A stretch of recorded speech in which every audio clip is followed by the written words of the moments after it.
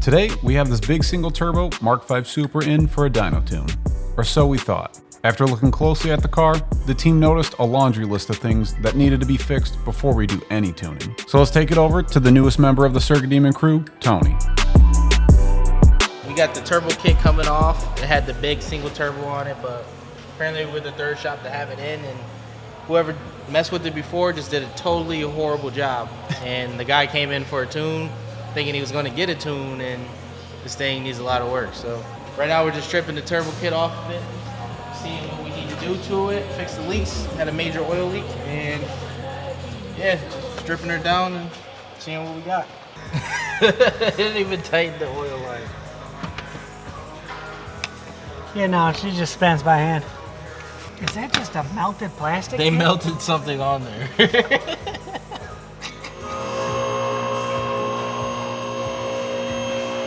So pretty much the oil drain and feed lines were not properly sealed or not properly connected. One, the actual drain line was actually not even finger tight, so it was leaking oil right out.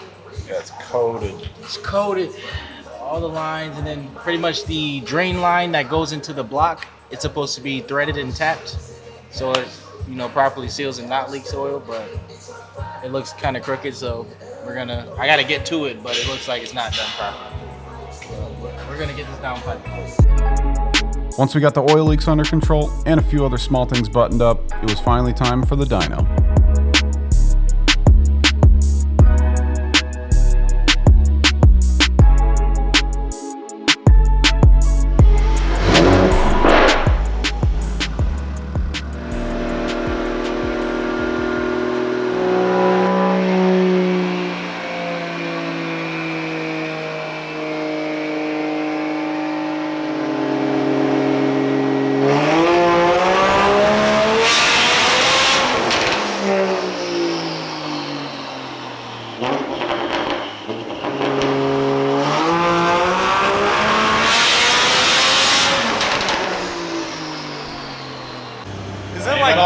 It's like real ethanol in here. Ethanol-y in here. Very ethanol-y in here. Right? Yeah, it's pretty stinky. I'm working it. I forgot he doesn't want to show numbers, so. The unintegration between, because there's a reflex on it in BM3, just makes the DI-PI split process much longer because it's like manual.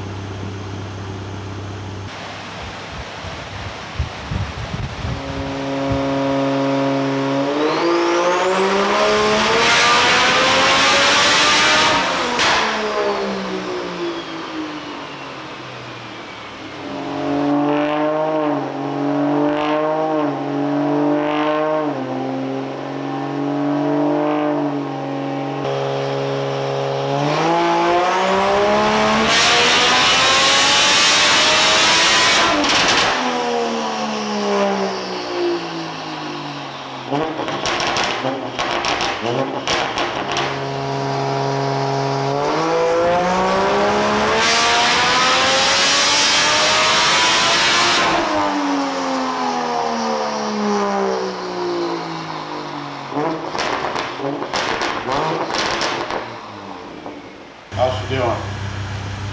Doing good. Just getting a couple spots fixed. Probably put more ethanol in it.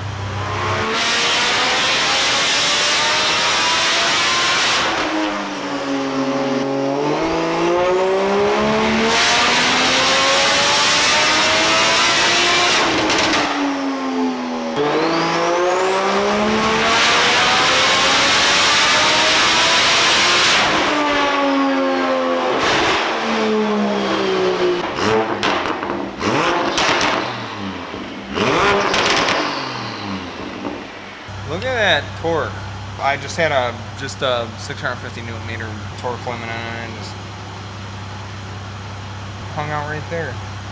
That's what the awesome thing about these cars is. If you tune the ECU right, it'll do exactly what you want.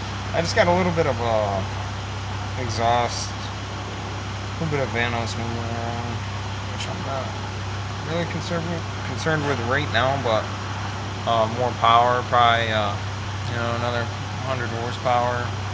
It's just a 2-port, so we're not gonna make like six port. Cylinder heads help tremendously on the 6-port cars. 21 of them. 20 was the single 2-port year. Yeah, 6-port cars just do a lot better. I'm just working it. I'm getting the fueling all good. I pretty much got the DI side within 4 or 5%. I just not really taxing the high pressure fuel pump. That's why I'm surprised that I see so much exhaust fan noise movement. I mean the high pressure fuel pump angles in at 82%. It's pretty much like at 82, like comes up to 82 and it's just flat lines. So keep an eye on that. Might have to change the oil on it. Go to a thicker weight oil and go from there. But happy with it so far.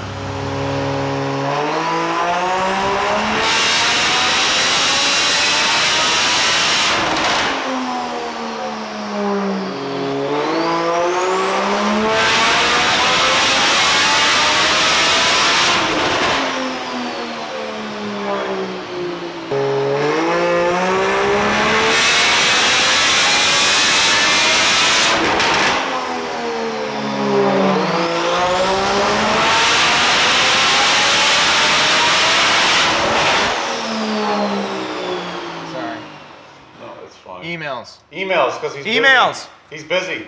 Everyone wants a tune.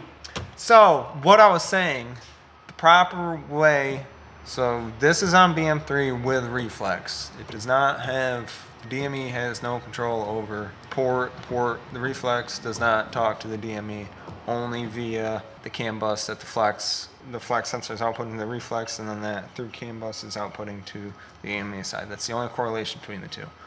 The rest of it, the fueling from port is controlled by reflex, and the fueling from the DI side is controlled by BM3 on the DMA side. Whereas in with MHD Plus, they support reflex and their CAN bus integration, so you can have proper fuel control. Like I was saying, if a high pressure fuel pump drops or anything like that, you can compensate for it with port. Boost control is a little bit different. You now have boost control that can command wastegate duty from the DME side instead of using the reflex, so you're not just basing off of load and torque, which is fine. That's completely fine. But with MHD's logic, it pretty much is for a reflex, and it's just more safeties and stuff like that. This is just currently on 31 pounds. I want to leave it here. Yes, it will make much more. It's bone stock motor, bone stock 2-port, untouched from 2020. It's 5 years old. I don't even know the miles on it. Unknown history. It came in not together correctly at all. I don't know the backstory. No reason to send this thing to the moon, because you're asking for problems. I'll go over with the customer. I let him know that I wanted to do it on MHD. He opted not to for now. And like I said, that'll be something like, hey, with the safety logic of MHD, with reflex, and the boost control and stuff like that, I would be much more comfortable pushing the car with those safeties in place. All the fueling talking, all that talking to each other. Or he would have to go the Rev 2 route. He would have to go he would remove the reflex, get the Rev 2 since it's now available for B58, and go that route. DME would also still have to go back to FEMTO nonetheless to get the latest custom ROM for this ECU to support the Rev 2. So, just an idea for the customer. Me, personally, unknown history, had a lot to fix. Wiring was a mess. A lot of things were off, wrong. Sorting through reflex issues. Like I said, thanks to Jake, got me sorted. Got everything figured out. Just had a CAN issue. The reflex was constantly powered. Never was able to go to sleep, so it would not take the big changes that I was making. Just little things that, just takes time with these cars to make right. So, I'm going to put all my load limitations, the pressure fuel pump limitation, all the limitation is still in place like BMW intended. But personally, I would be much more comfortable if the DME also had control over the port injection, because that's what is feeding your motor. And fuel and octane is super critical when pushing these, when pushing power with these cars. Super, super, super critical. Sure, somebody else would be like, yeah, I'll make, that I don't really care about. I don't think that that's the right thing to do, because it doesn't have the full proper port control and everything. I'm comfortable leaving it there within a safe window. Well, it's still a good amount of power. And it's still a good amount of power. Yes, it can make a lot more. Yes. Oh, why the number's low? Whatever. I don't really care. I want this kid to be able to take his car and drive it, not go down the road in 2 weeks and be like, hey, I have no compression, cylinder 5, and there's a golf ball hole through the top of the piston. I don't want that. I'd rather leave that buffer, leave a little bit of fuel in it. I leave it without the integration. I leave them fat. I leave them, 11.2, and then I'll have the DME trimming a little bit of fuel, just in case if anything, by all means, anything ever happened to the reflex, or the port never kicked on, or the enemy never caught it, or had to lean out, or whatever. There's some level of my own safety in this. So that's what I care about. I'm comfortable leaving it there, and I know it'll last. And then, we can progress. You can put miles on the car, enjoy it, and be like, hey, you know what? I'm going to take your advice. I want to do Rev 2 route, or I want to do the MHD route. Do it there, and then come back, make more power. That's how I approach things. I'm not here to, for my own personal stuff, I'll try to do the sending it, try to make 1,000 horsepower with the G80 and the stock motor and stuff like that. Not with customer stuff, not with, I'd rather, the customer, I've learned over the years, appreciates it much more. Me explaining things to them like this and leaving that buffer of safety. Be like, yes, if I do these things, if I take his advice, we can see that. Or, go to Joe Schmo and tell him, oh, I'll promise you 850, and, you got a hole in your piston, and the tuner doesn't know what to tell you. A lot of stuff we had to fix on it. A lot of work went into it. The previous work wasn't completed correctly, and now we're here. It's running. It's making power. It's going to run and drive good. It's not doing weird. It was doing weird things. So, I don't know. So much fun in these cars. He also doesn't know what trains was done to it or anything like that. So that's plenty for now. We will progress. A lot of people will say whatever they want, but me personally, I just like to be on the safe side of things, and people tend to be a lot happier with a nice running and driving car that runs and drives smooth. You can drive it around, switch fuels and stuff like that. And really, it takes like a load off your chest to not have to, is this next pull gonna break something? Makes sense, Tortellini? Does it make sense to you, Jordan? It makes sense to me. I'm up next too. I'm just waiting for the yeah, call. I'm waiting on. He's waiting on me. Waiting on. He's scared. I'm scared. Scared. He's gonna put a hole in my piston. Perfect example. Jordan.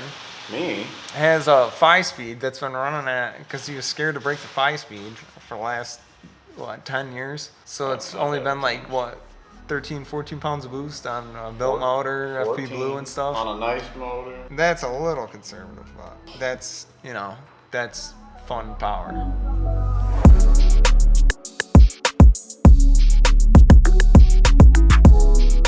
Since our customer would like the dyno numbers to remain undisclosed, we can't tell you exactly what it made, but trust me, it's fast. We've been super impressed with the B58s lately, and this one did exactly what we wanted it to. Thank you guys for watching, and we'll see you in the next one.